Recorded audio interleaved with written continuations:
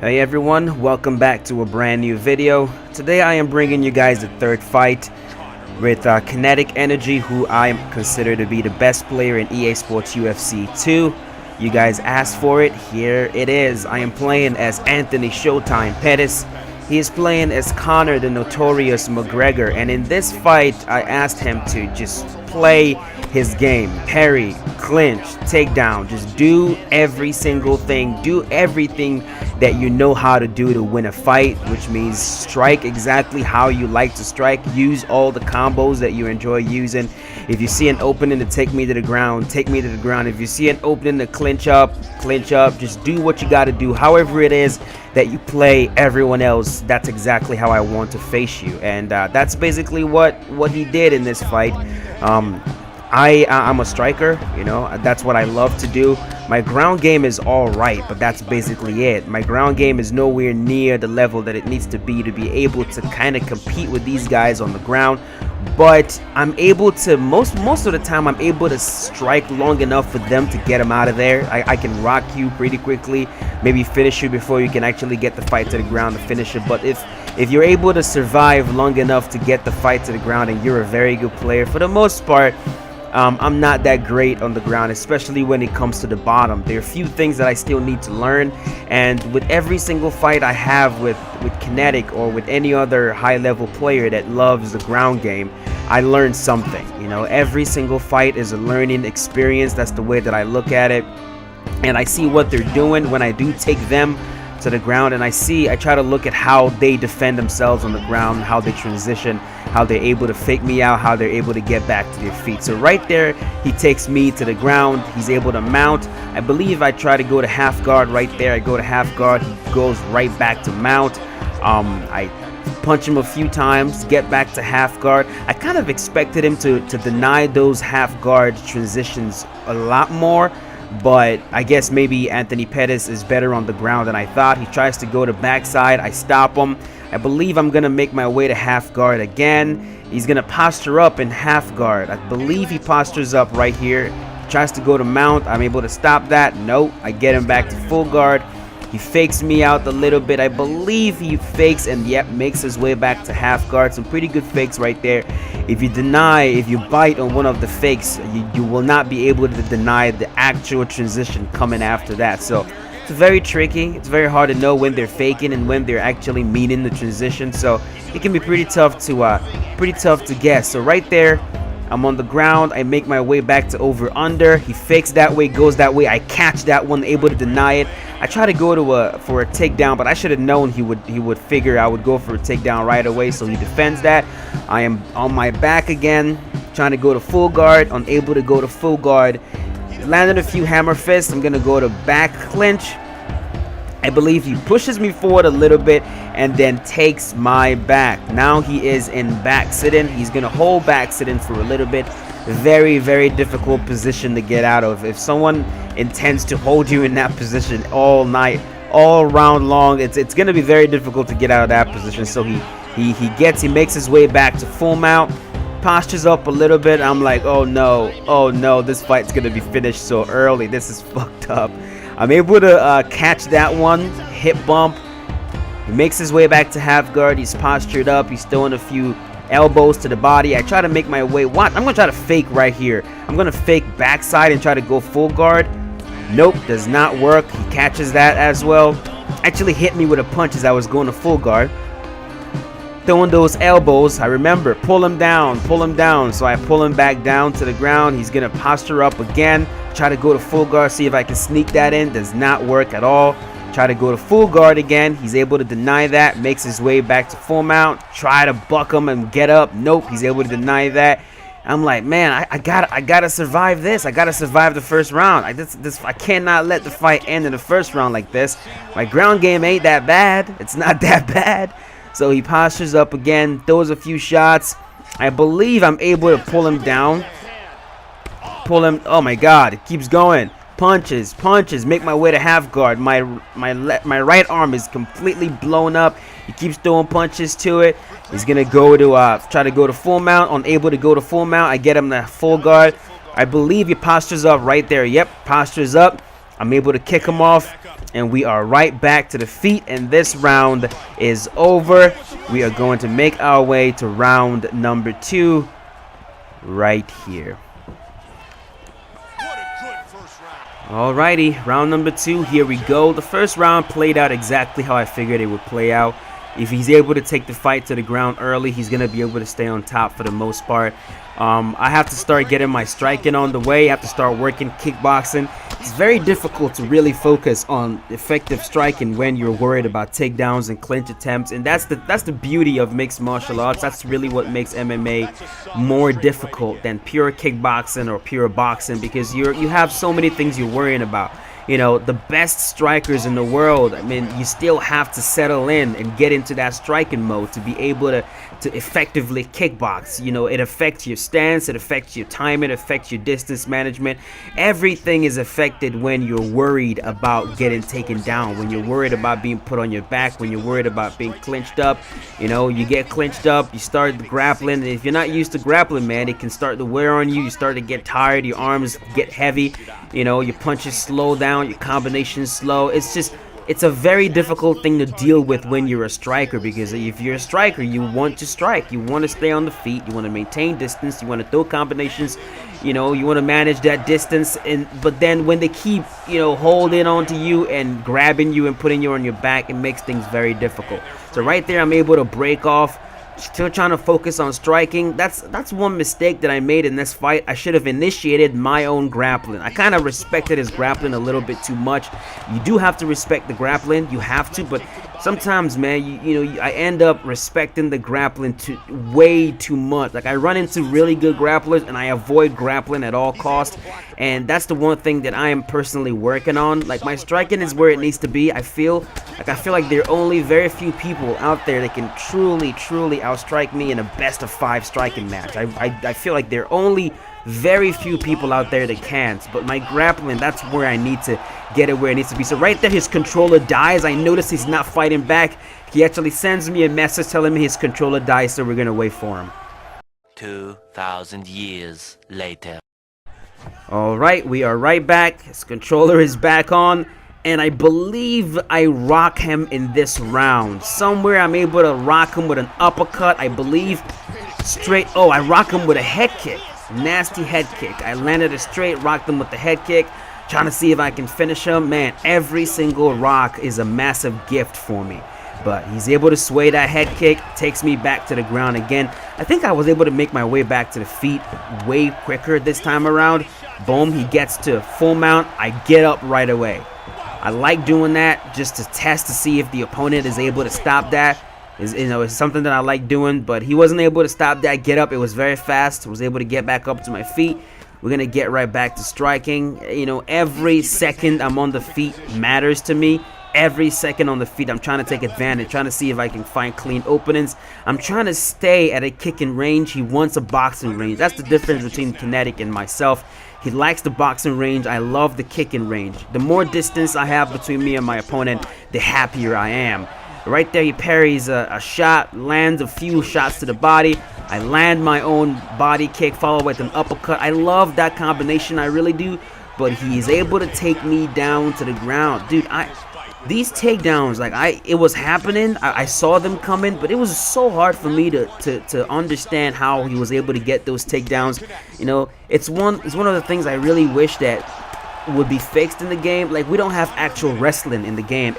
The wrestling here is it's either you get the takedown or you don't. It's either you defend the takedown or you don't. And I would love some actual wrestling here. He tries to go to full mount. I'm able to deny that. I posture up. I'm going to stay on top of him for a little bit. This is what I should have been doing the whole entire fight. Because, like, for the most part, I can stay on top. When I'm on top, I feel as if I can do a little bit when I'm on top, even against someone like him. I can land a few stuff on top, but then he starts faking these transitions.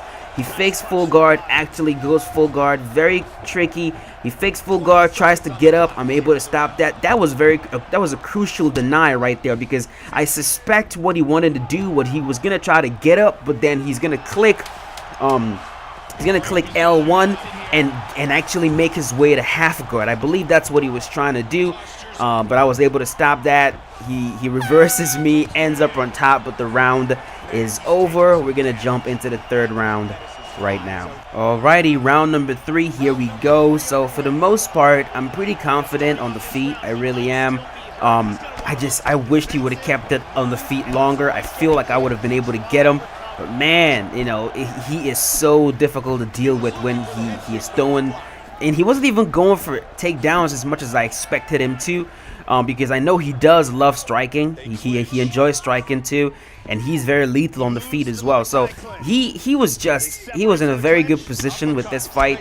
Conor, as you guys know, has some ridiculous top game, ridiculous wrestling, just crazy top game that I don't feel like he deserves in the game, but it is what it is.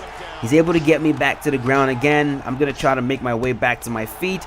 Right here, I'm kind of laying on my back and not doing much. And like watching the fight back, I'm like, the one thing, if there's anything that I should try to learn, you know, do better, is to be more active on the bottom. Now, I'm not saying be more active and waste my stamina. That's not what I mean. But be more active with the fakes, active with trying to get them off me.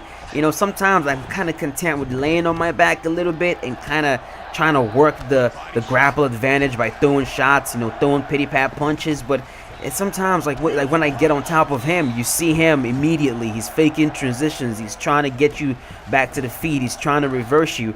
I need to try to work on that. So right there, I mean, immediately I should be trying to get back to full guard, but I'm kind of just laying there. I'm gonna get up right away. I'm gonna get up right here. Boom, get back up to my feet. He wasn't able to stop that. Very fast transition. Right away, we're back to the feet. I'm trying to strike, man. The second we get back to the feet, I'm trying to keep that kick in range, see if I can do some damage with my kicks. With Pettis, it's all about the kicks. You got to throw kicks. I'm also keeping my distance from him, trying to maintain that kick in range, because with that, it will be easier to defend against takedowns as well, because you can see the takedowns come in faster, and you can actually backdash away from takedowns. That's the one thing I love about the backdash. If someone goes for a takedown, you can actually backdash your way out of it. If you see it coming, you can actually do it. And I did it a few times in this fight. Wasn't as consistent as I would love to be, but I did it a few times. So right there, we're back to striking. He's pushing forward, of course. He is an aggressive striker. I am a counter striker. He's moving forward right there. He tries to go for a takedown again. And I'm keeping my whole entire mind on those takedowns. I don't want to get put on my back. I don't want to get clinched up. I'm actually trying to see if I miss a kick, if I throw a roundhouse to the body and I miss it.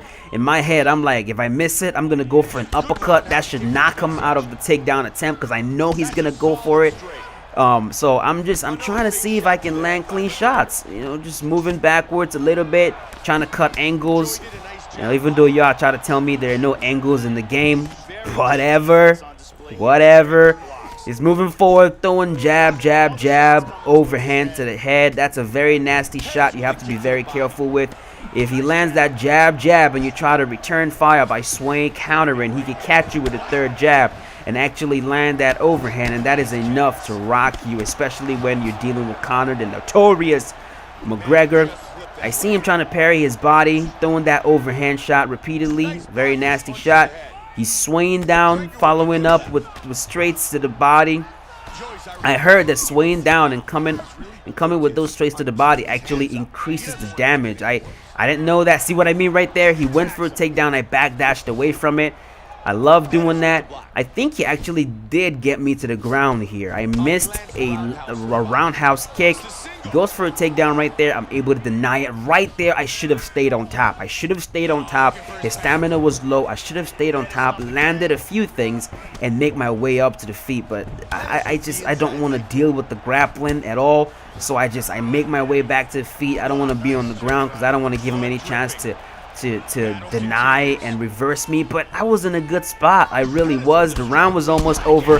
Right there, I drop him one more time. I land a body kick followed by an uppercut. Was able to drop him. Nasty. I wasn't able to finish him though. He was able to get back up to his feet. Getting right back to kickboxing. I believe that's the right there. See what I mean? I miss a roundhouse kick. I go to land an uppercut to the head, but he was able to blow through that with a takedown. I'm able to reverse him. I'm gonna stay on top a little bit here. I'm gonna posture up. I believe I postured up right there. He tries to make his way to half guard. We're gonna posture up. and get back to the feet. Once again, I should have stayed on the ground and did a little bit of damage. The round was almost over. That's 2 opportunities I had right now to do something on the ground, but I missed it because I didn't want to grapple with him. But that's it. That round is over. We're gonna jump into this next round right now. Alrighty, round number 4 is underway. Going to touch gloves. We're gonna start going right back to striking.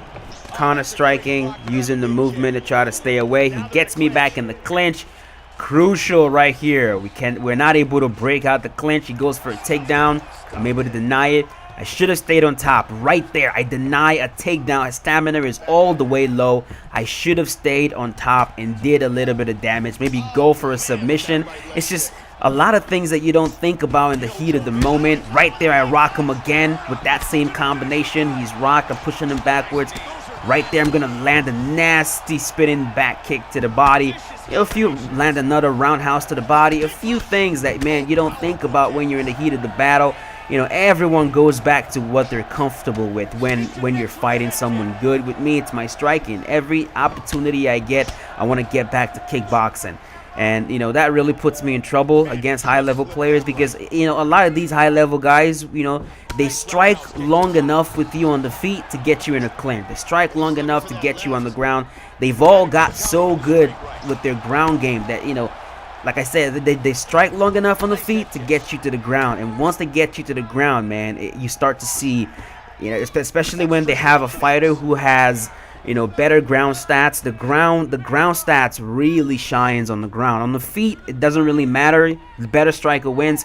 But on the ground, for the most part, even if you are a better grappler than your opponent, for the most part, if they have a better grappler, someone who has high top ground stats like a Habib, they can kind of stay on top, you know, on top of you, and getting them off you can be very, very difficult. So right there, Kinetic is doing the same thing that he did in the last fight.